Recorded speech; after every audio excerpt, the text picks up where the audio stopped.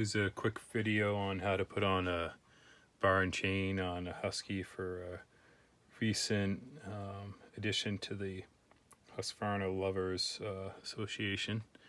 So first thing I do, it's a little different, is I drop the bar on and you put it all the way to the back. You pull up your chain, throw it in behind your sprocket, run it around the tip. Put it into your chain or into your channel there, the bar rails. Drop it on so you're in position here with your adjuster. Give the nuts a quick spin.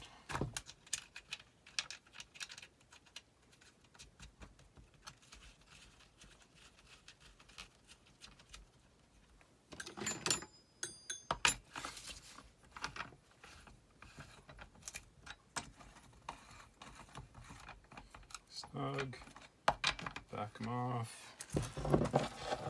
Pick this all up like this. I don't know if you can see here. Yeah, pick this all up. And while it's resting on its back, tighten the front adjuster so you're somewhere where you want to be. A little more. And there you have it. It's not so hard, it's just different. And ready to sharpen that chain and give it a test.